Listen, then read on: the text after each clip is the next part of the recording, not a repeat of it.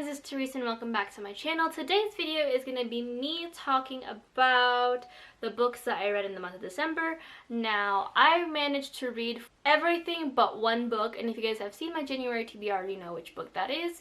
So let's get into it because I do have quite a bit of things to say about these books, and I don't know if they're the greatest. No, they're actually not that bad. With the exception of like one book, most of the books were like 3 and above stars.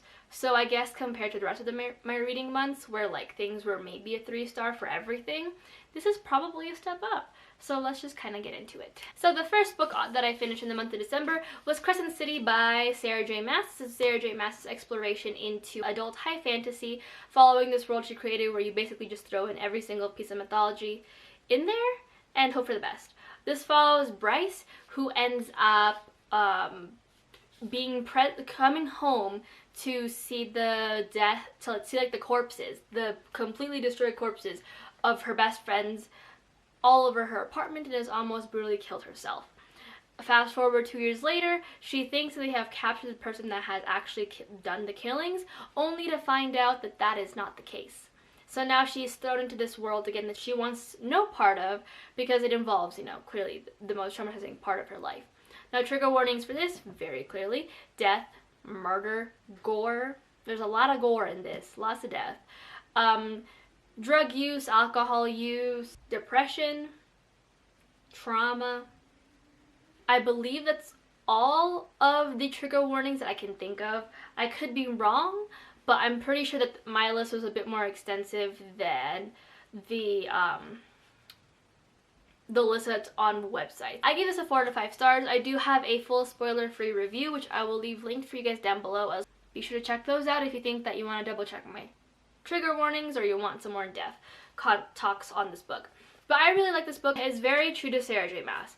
Very cliche kind of romance that's build up that we know where it's going. Some of the plot twists are also pretty cliche, but somehow you end up being super surprised when you get there, which makes no sense to me. But we can only do so much. The reason why I kind of gave this a 4 out of 5 stars and not the full 5 was that the world building was kind of for me. I feel like there was a lot of things that Sarah J Maas just kind of threw in there for the sake of throwing it in there, and then she just didn't know where to stop. I felt like by the end of the book, I was still being given information about how the world was going to be working, and at that point I was just like, I need to know how this ends and not how something works. The other thing I had was a big reveal, which I, again, is discussed more in my review, which, should check that out if you guys want more information. But yeah, other than that, basically a 4. I think it's a really strong debut into high fantasy adult. I think it's really interesting and definitely covers a lot more topics that I think Sarah J Maas wants to cover as an adult writer, like in the adult genre, not someone who is above the age of 18. I'm really excited to see the second book. I think the second book, since she has done so much freaking setup for this world, there won't nearly be as much world building, and I can actually just sit down and enjoy this very trashy adult romance that is being portrayed in this novel. That's all I have to say. The next book that I finished last month was Patron Saints of Nothing by Randy Rebay. This is a YA contemporary novel following young Jay, who has heard of his cousin's death via the hands of cops back in the Philippines, and curious to see exactly what happens or what happened to his cousin. He goes to the Philippines during his spring break to find out more about this war on drugs and all these murders that are currently happening to everyone in the Philippines. Clear trigger warnings, very clear trigger warnings. If you guys don't know what the war on drugs in the Philippines is, I will leave a couple articles linked down below because it's quite a bit, and it's not something I like to talk about on this channel per se, because I have not kept up with it in the way that I should have. But trigger warnings for death of a family member, deaths in general, drug use / abuse, toxic family, and then police brutality as well. I gave this also a 4 out of 5 stars. I think this is a really strong debut from Randy. It does cover a lot of heavy topics and a lot of kind of despairing things that are still happening in the Philippines today but aren't as talked about globally as it was when it first started happening. So like I said, I'll leave those links of articles down below for you guys. But I really enjoyed this book. It was a very quick and easy read, and I also have another video review on it, so I will leave that link down below for you guys. The one thing that dinged me on this was the ending. I feel like the ending was a little bit lackluster for me. in terms of how Jay was going to take all this information in and what he needed to do. And kind of what he was planning to do with the, like, not so much the rest of his life, but how he was going to try and be more of a change than just a bystander in his family's life and in his home life as well. The next book is the only book that I DNF'd, and that was the buddy read with Sarah, and that is Shadowfrost by Coco Ma. This is a YA high fantasy series. This is the first book in the series, following this young princess who has the only power that should be able to stop this mysterious monster that is killing people in her country. I DNF'd this at 30%. I didn't quite enjoy this. I gave this a lot of time. Like, I thought I was going to give it to 50% before I DNF'd. So, more power to me. But I had a lot of issues with this book.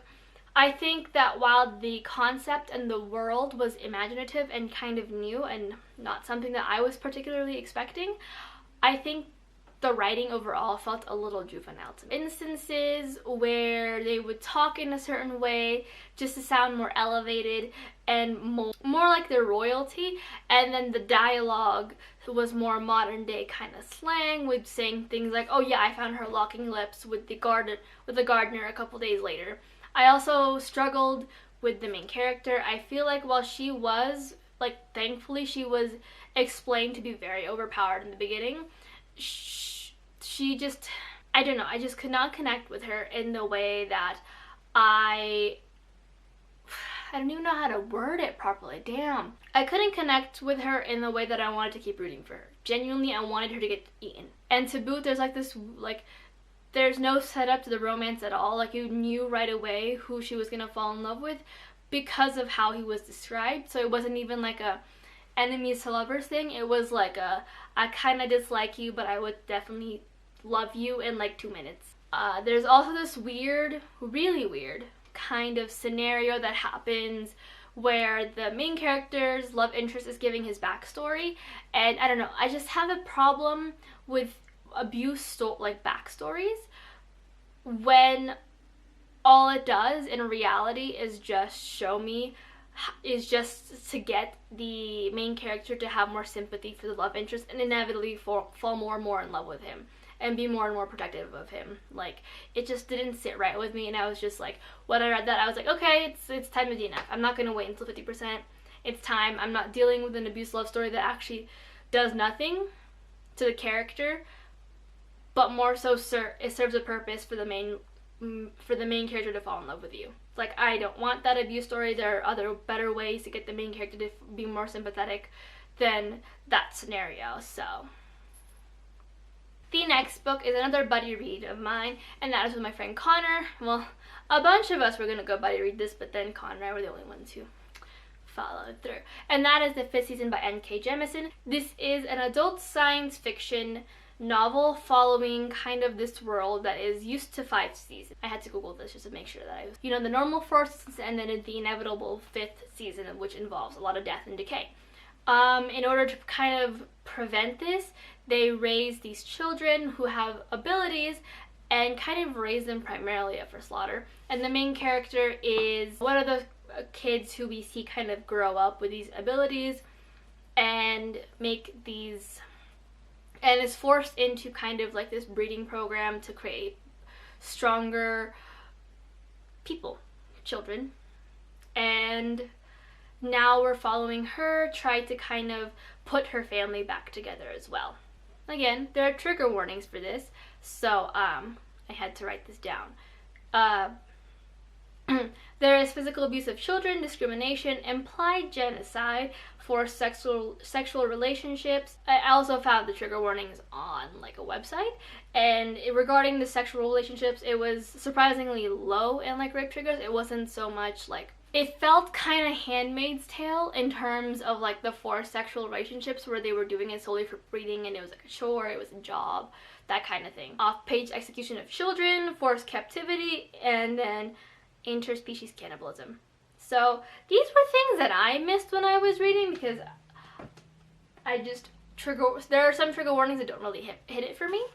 But yeah, those are things you might want to keep in touch. And like I said, I'll leave trigger warnings from that website, the main like trigger warning website down below, as well as the website that I found these warnings on. so you guys can go ahead and like decide for yourself if you want to pick up the book. I ended up giving this a 4 out of 5 stars, which I thought I gave it a 3. So I guess I lied to myself. But I really like this world. It's a new and imaginative world and not one that I would have easily dreamt of over the years. I think the writing and pacing is also absolutely marvelous and just something that you can easily get lost in. My biggest issue was that I really wasn't super invested in the story. I just wasn't super invested, and while I did enjoy it and will be continuing on with the series, it's just, like I said, I wasn't invested in the book at all. And I got into it and it was super quick and super easy to get into and read through once you really like sat down and got in there. But overall, I wasn't really rooting or not rooting for anyone. I was just kind of like a passerby watching it. And to boot, there is kind of this big reveal that you do figure out toward the end of the book, which is like super huge, but like I pretty much had guessed and figured it out by like 100 pages just by how the book was set up. But I think that bit was cleverly still well done. So like, yeah. Well, I am going to pick up the next installments. They're just not at the top of my priority list right now, especially since my friend Connor gave the entire series an overall like 3-star rating for each book. So not up there, but I'll get to it eventually. The next book that I read is a middle grade novel, and that is Percy Jackson and the Olympians, The Last Olympian. If you guys are unaware of what Percy Jackson is, it is following this young middle schooler, I think he's 11 or something when the series starts, who finds out that he's a demigod and has to run to Camp Half-Blood, where demigods are historically safe from the monsters that plague the Greek mythology world. This is the 5th book and he's about 16, where everything kind of comes to a culmination. Trigger warnings for this: there's a lot of death and violence. A lot of death and violence, and there were instances where I got so upset that I had to put the book down. Genuinely just put the book down. I gave this a 5 out of 5 stars. This was a really good way to end the series. We got to see Percy kind of come to a head in his character development. We see him really kind of fall into the trap that most demigods and heroes in Greek mythology tend to fall into, which is just unnaturally large amounts of arrogance and this need for power and strength to protect his people, but kind of loses that along the way. We see a lot of plot lines start to come together and open up, and also there's a lot of like leftover kind of plots that we get to see probably continue on with the next installment of like the spin-off series. And we also get to see Percy and Annabeth's relationship kind of grow and flourish into potentially something more, though we're not entirely sure. I really enjoyed it, and I love seeing Rick Riordan's ability to create characters and worlds and plot twists kind of evolve over these past 5 books, and I can't wait to see what else he has in store for the remainder of the series. But I probably will not be picking up the next like spin-off / installment until I finish a couple more like series on my list, and then I can pick it up and feel a little less sorry about myself. But I highly recommend this series if you have not picked it up. And can someone in the comments kindly remind me what the next kind of book after this is? Because your girl don't know. And the last book on my list was an adult romance novel, and that is Something to Talk About by Meryl Wilsner.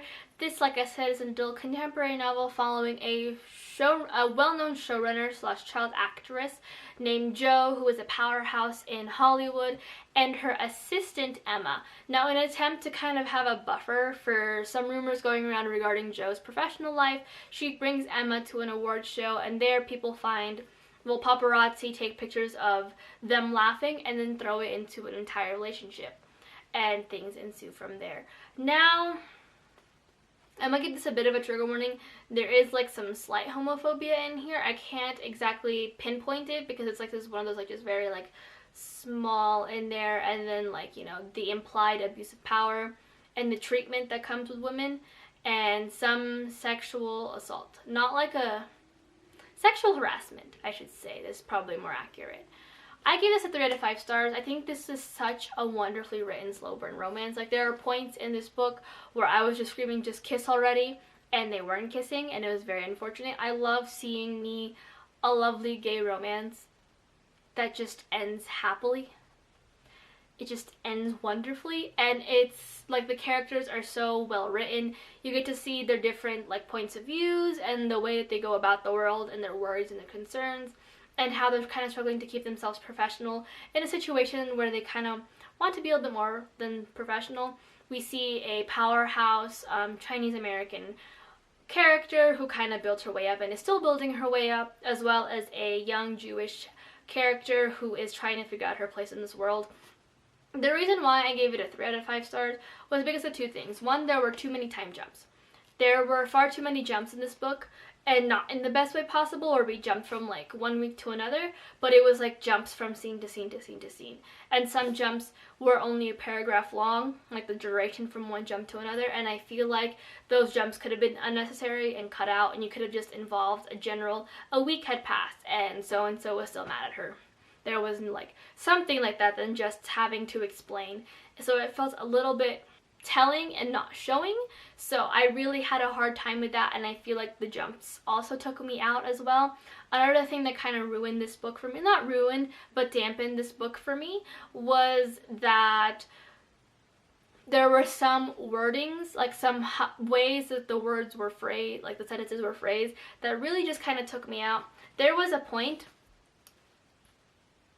in this book, and I'm sorry, but I had to read it, so I'm gonna make everyone around me struggle and suffer too, where it was like a sex scene, and the description was that she tried to memorize the wet muscle of the other person in her mouth, of the other person's tongue in her mouth, and I don't know, I feel like there are other things to focus on, but sure. But I do recommend this book. I think it's a really sweet and quick gay romance. It is written by a queer author, I believe. I don't remember what their pronouns. Some representation in here, and I really enjoyed it, and it's such a good slow burn. It's such a happy book. But like I said, some things were just like, why? But that is it for the books I read in the last month of 2020. I'm so happy to be done with 2020, and I know that just because 2020 is done doesn't mean the things that were in 2020, you know what I'm talking about, are gonna be done as well. But like, we're over this really kind of weird and shitty year, so like hopefully there are better times in this coming year. But until next time, let me know if you guys have read any of these books, or if any of my reviews have let you guys know if you guys want to pick them up. Again, my actual written Goodreads reviews, if you guys maybe want more information or want like a point of reference and don't want to like keep rewatching this video, but like also help a girl get monetized. I'll leave those linked down below for you guys. But until next time, hit like, subscribe, comment, and then let me know about any books you guys are reading or have read in the month of December. And until next time, I hope you guys are having a wonderful week, and I'll see you guys next time. Bye!